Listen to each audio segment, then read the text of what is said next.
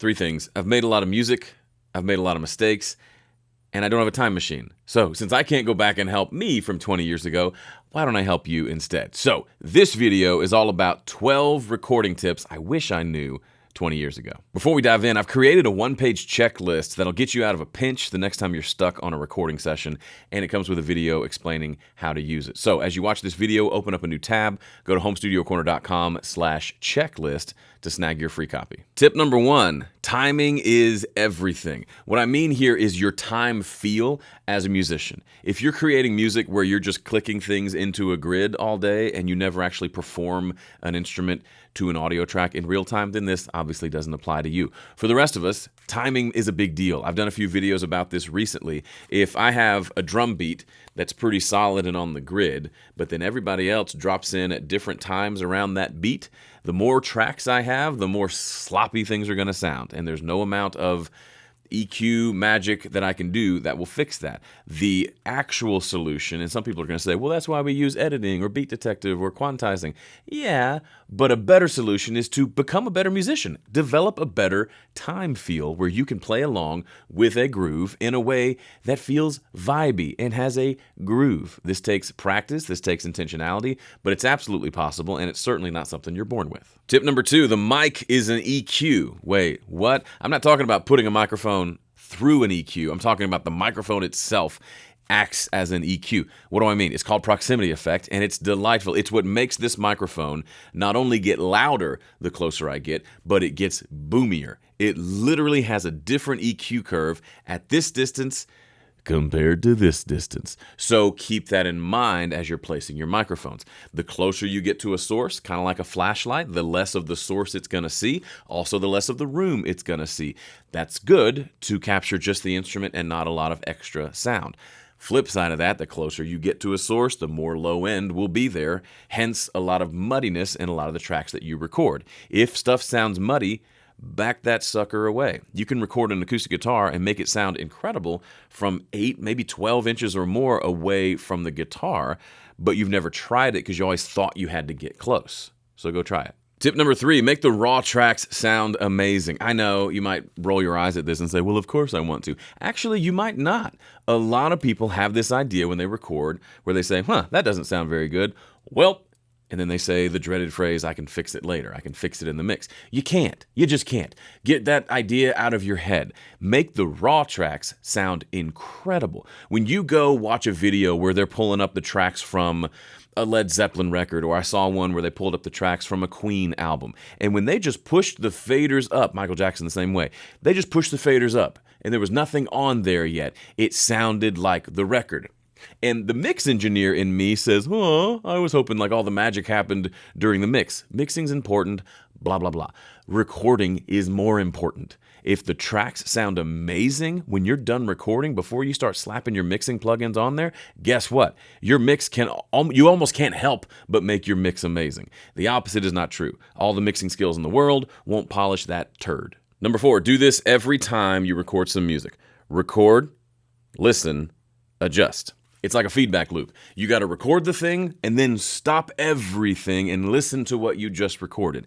Ideally, if you're recording, let's say, a vocal with headphones on, you stop, take the headphones off, mute the microphone, and listen back on your speakers to see what it actually sounds like. Because even with headphones, as I'm singing, I can't really tell what that recorded vocal sounds like. I've got to stop and listen back. When I make these videos, when I set up a new microphone, this one sounded very different from the previous one. I could have just set it up and listened to an EQ while I adjusted it, but I knew I'm already hearing my voice inside my skull, and that's combining with what I'm hearing in the headphones. So why don't I just, record a snippet and then just listen to it? And bonus tip there, I record a snippet, then I EQ it in my software until it sounds amazing. Then I just copy that EQ down here on the board. So the raw mic goes right through an EQ before it goes anywhere. I never have to touch it again. And there's a third part, record, listen, then adjust. So when you listen, if it's not right, make an adjustment, any adjustment, and then do the process again. When you get experience at this, sometimes you just have to record, listen, and you just say thumbs up, good to go, let's record. But occasionally, especially early on, you may need to go through this process a couple of times before it sounds great. Guess what? That is time well spent. Tip number 5, make panning decisions during the recording not during the mix. I know you couldn't read that part. When I record something, the first thing I say is, does it sound good? The second thing I say is, does this fit with the song? And the third thing I say is, where does this go?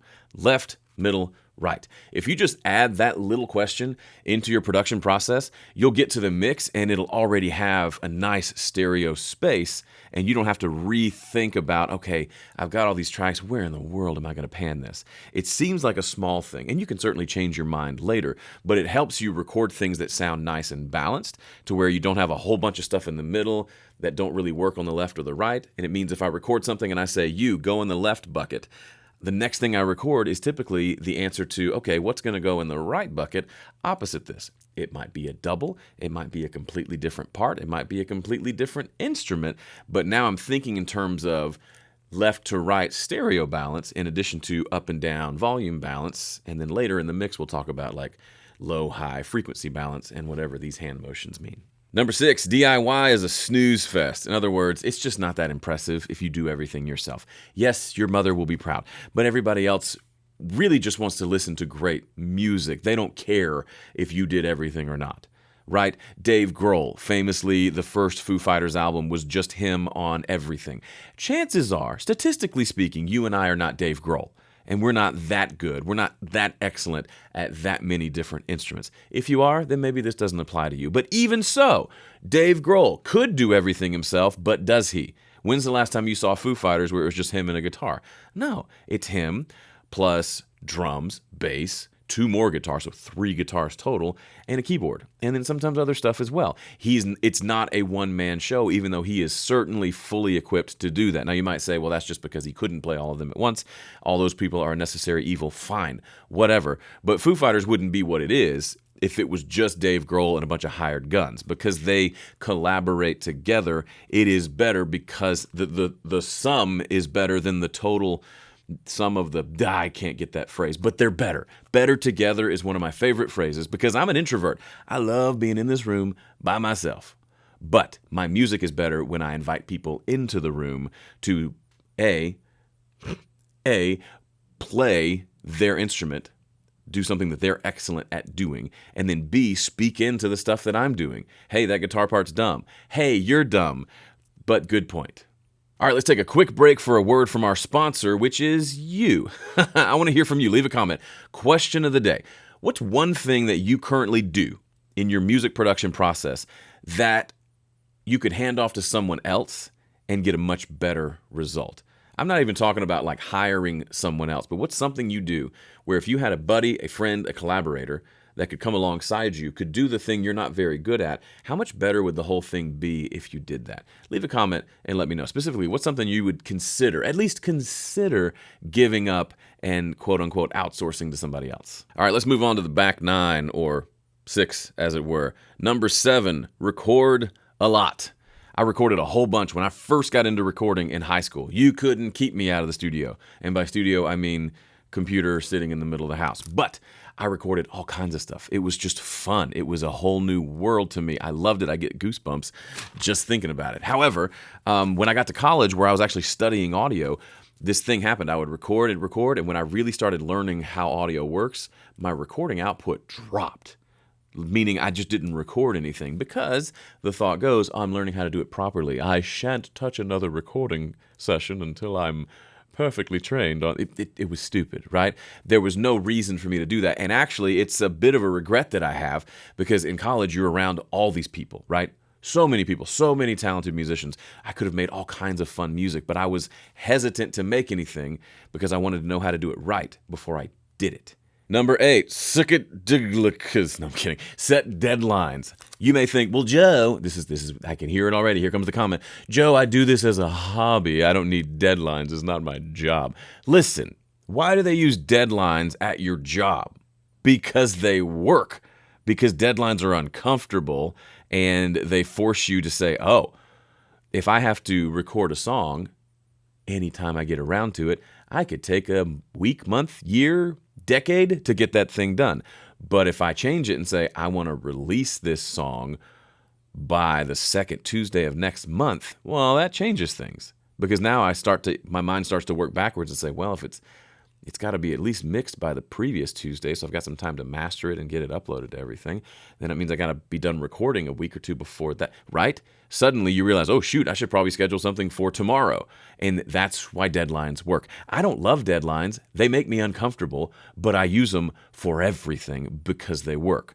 This video is happening because there's a deadline and it's got to come out. As much as I love you, I would love nothing more than to just lie outside, lay myself down, lie down outside to sit in the sunshine and enjoy the weather. But I have a deadline and I need to get this video done because that's important to me. Making music, I would venture a guess, is important to you. If it's important, then it probably deserves a deadline. This is the most uncomfortable thing I'm going to tell you today, probably. 99% of people are going to ignore it. The ones who don't are the ones who are going to make music. Be like them. Number 9, be uncomfortable. Kind of ties into the last one. Do something uncomfortable with every project that you work on. I'm not saying crazy uncomfortable, but just push yourself out of your comfort zone every time you work on a project. I can tell you with a series of EPs I released in 2017, the goal was to release 4 EPs in a year. I only released 3, but that was a unique pressure. And I gave myself these deadlines every quarter to finish each EP. And so that was a different kind of a pressure to put on myself, especially once I finished the first one. It wasn't time to relax for a year. It was time to get started on the second one. That was uncomfortable. There was an EP that I released where I did the whole thing from start to finish, record, mix, master over the course of 10 days. That was a different kind of a pressure. That was really fun, and that one turned out really well. So whatever that could be for you, there was another one that I did. I recorded it in 2 days. 2 consecutive days in a studio here where I actually sold tickets and had people fly in and come hang out in the studio while we recorded it, and it had to be done by the end of the second day because I said so. And that one was actually Fighter, which was actually one of the 3 EPs I produced in that year of producing 4, and it's to this day I think my best EP that I've made, and it all happened because I backed myself into a number of corners, made myself uncomfortable, and as musicians, being on stage, for example, is uncomfortable, at least a little bit, but then it pushes you, that discomfort, that pressure. There's good pressure and bad pressure. There's good stress and bad stress. All the stuff I'm talking about is good stress that forces you to create, to do the thing you feel like you were born to do. So be okay with being a little uncomfortable. Tip number 10, you can record big productions with just one microphone. For the longest time, I thought since I only owned 1 or 2 mics, I only had 1 or 2 inputs on my audio interface, I assumed the only thing I can ever make is little guitar vocal things with maybe 1 or 2 guitars and a vocal. And I always had this idea of if I wanted some percussion, I could go pull out all the pots and pans and put together. I don't know why I thought that would be cool. I never did it. Probably should. But that's not true, especially these days when there are so many cool samples that you can get and also people you can collaborate with, right? I don't need to have 12 mics and 12 inputs and 12 cables and 12 mic stands to work with a drummer who has those things or who can send me recorded tracks that sound as if they were recorded with those things, right? Or if I'm doing more of a pop production, I can create this cool electronic drum kit thing that doesn't need a real drummer. Sorry, real drummers. And then I can do a big full production around that with all sorts of cool guitar and keyboard and synth and background vocal parts, all with just a single microphone. So don't let your limitations of gear back you into a creative corner and say, I can only make this kind of music. The sky is almost the limit. You could do a whole album with a full drum kit and everything with one microphone. It's going to have its limitations, but it's absolutely doable. So instead of letting your gear limit your dreams, dream and then figure out how to do it with the gear that you have. That's what people like, the Beatles did. Number 11, vibe is more important than capturing a pristine recording. Have you spent time with online recording forums? I just can't. I tried a number of different times over the years, but you get these people who are super duper duper opinionated on the correct way to do things and super opinionated. And then they say it with such confidence that you start to think, that person knows what's up. Then one day they share something that they're working on. It doesn't happen often, or maybe it's in the link in their signature. And you click on it and you go to their website or their SoundCloud page to listen to their music, and it is the most horrendous thing you've ever heard. And you start to doubt every piece of advice you heard from that person because now you realize, they don't know what good music sounds like. Now, I'm not saying that to judge. I am a little bit. But point being, just because you know how to do something the right way doesn't mean you've created any sort of a good vibe. For me, I'd rather the recording have 18,000 issues but have captured a good vibe than capture a pristine recording of a boring song and a boring performance. Now, I know that's probably creating a false dichotomy, right? Why not have both? Sure. But if you find yourself going for pristine, and then when you take a step back and listen to what you're recording, it all is technically good, but musically boring or stiff or just lacks any life or humanity, then maybe it's time to ease up on the perfectionism on the recording side. Let some things slide. Let there be imperfections for the sake of musicality. And finally, number 12, hold up. I nailed the spacing on this. This is a one take, and I spaced it out perfectly 1 to 12. That deserves a like. Wouldn't you agree? All right. So number 12 is your first 10 projects are going to be meh. What do I mean? You're just not going to be great at this out of the gate. No one should expect to be great at a creative endeavor first time out of the gate. You do have the unicorns. You might occasionally do something really awesome, but it's going to take time for you to get great at this. If that's true, why not just skip ahead to the good stuff by producing more stuff in the meantime, right? If my 10th project is going to be 100 times better than my first project, I would rather get there in the next couple of months than in the next couple of years, right? Because then once I get there, I'm at the spot where I'm making some good stuff, and then I can continue to improve. So this kind of ties into the idea, tip number 7 was record a lot.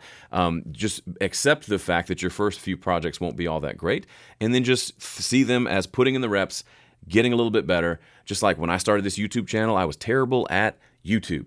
Just terrible, boring. It's amazing I ever made it this far. 15 years later, I can turn on a camera and do a YouTube video, and it's fairly effortless for me because I've put in so much reps. So many reps.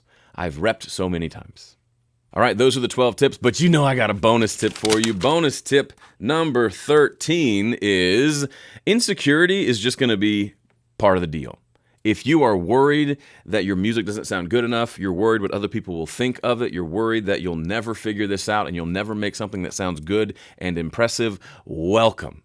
You are welcome here. Because everybody feels that way. Whether they admit it or not, everybody who creates music on some level struggles with if it's going to be good enough and if people will like it and accept it. That's a normal part of the process. If you feel that way, you're not broken, you're actually very normal.